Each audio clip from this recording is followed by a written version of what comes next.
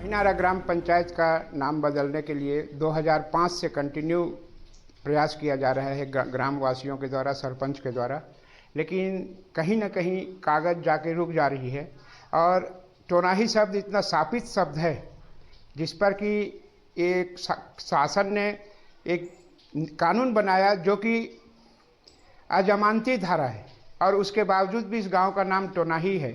और हम लोगों के यहाँ छत्तीसगढ़ में ये परंपरा है, ये रिवाज है कि जिस गांव की बेटी रहती है उसको उसी गांव से, उसी के गांव के नाम से पुकारा जाता है। जैसे सोनपुर की कोई है तो सोनपुरहीन बोल देते हैं, रतनपुर की कोई है तो रतनपुरहीन बोल देते हैं।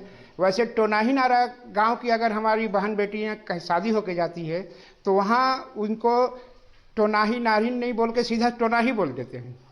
तो पहले ज़माने में कुछ भी होता था, लेकिन आज की जो लड़कियां हमारी पढ़ी लिखी हैं वो इसको अब बहुत अपमानित समझती हैं। दरअसल टोना हिनारा गांव के लोग गांव का नाम बदलने की प्रशासन से गुहार लगा रहे हैं। कहा जाता है कि छत्तीसगढ़ी बोली में टोनही का मतलब डायन होता है।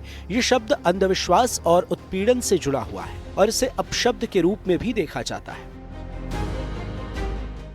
जिसके चलते इस गांव के लोग अपमानित महसूस करते हैं और गांव के बच्चे भी अपने शिक्षक से इसका मतलब पूछते हैं कि टोना हिनारा का क्या अर्थ होता है।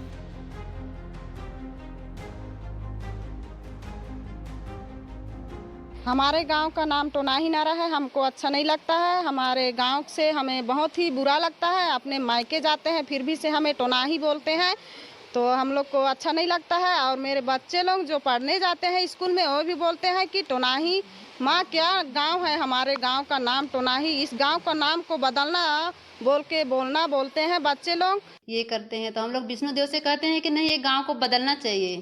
कहीं बाहर निकलो तो भी बोलते हैं, कहीं बाहर से आते हैं तो भी बोलते हैं नहीं टोनाही नारा गए थे, ऐसे बोलते हैं।